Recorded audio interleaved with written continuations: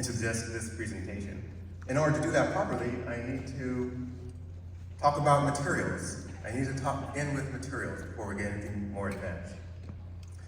And so materials are so ubiquitous that often they might blend into the background. However, we just need to open a history book to get an idea of the significance that materials actually play throughout human history. All of human history can be easily divided into, or roughly divided into Stone Age, Bronze Age, Iron Age, Silicon Age, what we're in now. And so these are the materials that play such a major role in our technology and culture that they've actually lent their names to an entire era. But there are many more materials than this, of course, distinguished by their different properties. Different materials possess different properties, which actually determine how the material behaves. And from that, how we use the material in any application. So, for example, just considering the car that likely brought you here, the car tires are made of rubber and the frame is made of steel, not the other way around, because we intuitively understand the importance of material properties. So here I've just listed a few material properties. You see there's acoustic, chemical, various material properties, but I want to highlight two in particular that are relevant to Professor John and this talk. And that is the electric permittivity and magnetic permeability. These two properties actually regulate how electromagnetic waves propagate in matter. And so, I promise you, this is the only equation you'll see, and it's pretty easy to understand. And so, in particular, electric permittivity and permeability are actually related to a third parameter, the index of refraction, that you see there. The index of refraction, which actually controls how light bends as it passes from one medium to another. I'm sure, for example, from water to air. I'm sure we're all familiar with this example here where we see the bending straw within a glass. That's an index of refraction issue. So for all materials, all natural materials at least, the permittivity and permeability are positive values. We don't see any negative values in nature. And what of the index of refraction? We see the square there, and so technically it can be positive or negative. However, if we consult Maxwell's equations, then we see that the index of refraction has to be positive as well. But nevertheless, physics doesn't preclude negative values. There's nothing in physics that says it can't have negative values. And so what if you had negative values, something we don't see in nature? What happens to the index of refraction? Well, if we just consult Maxwell's equations once again, we see that the index of refraction has to also be negative. Once again, something that we don't see in nature. There's no natural material that possesses these properties, but isn't precluded by physics. And so it was in 1968 that Victor Veselago, in the paper that you see up there, investigated the consequences of simultaneously negative permittivity and permeability. However, because he couldn't point to any natural material that possessed these properties, his ideas were relegated, or rather thought of as interesting physics, but ultimately kind of forgettable. And that's unfortunately how it remained for the next 30 years.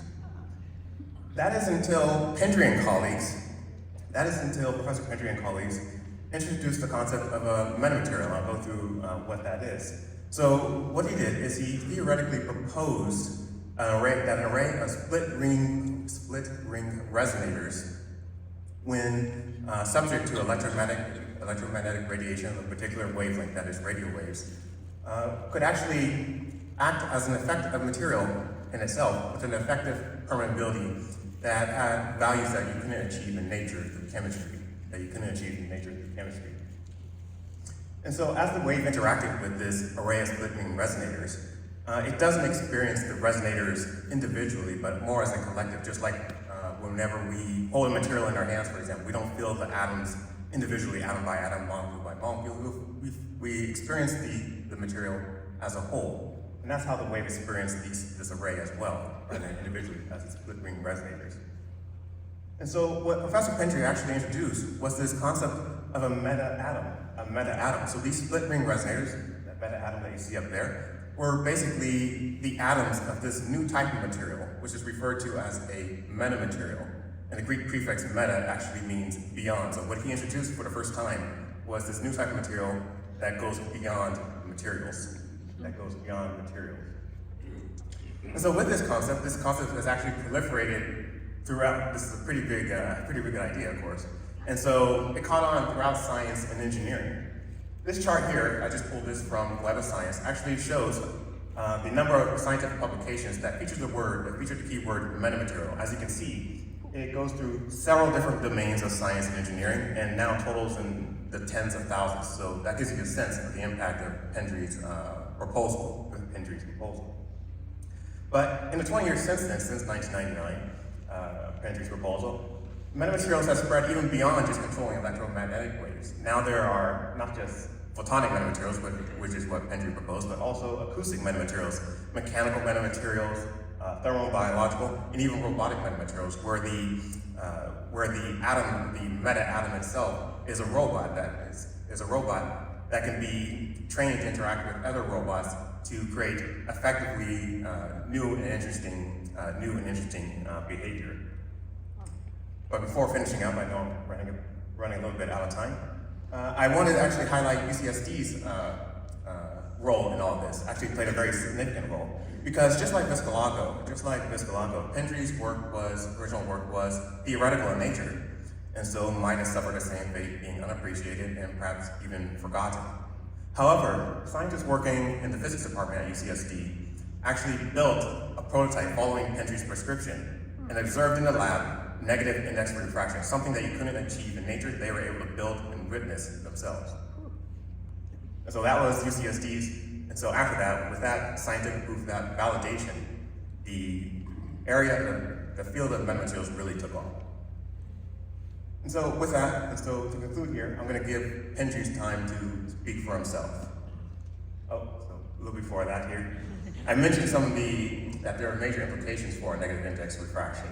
And here are just and true to Pendry's scientific prowess, he has come up with perhaps the two most popular applications. One being a perfect lens, that is a lens that is able to resolve an object at a greater resolution than is possible with any other type of ordinary lens. It actually breaks what's called the diffraction limit to do this. And as Al actually brought up, another proposal of Pendry's was actually to use the index of refraction in order to bend light around an object, such as to render it invisible. But right now, unfortunately, it's for radio waves and maybe some shorter wavelengths, but not quite at visual wavelengths yet. So, but we're still working on it.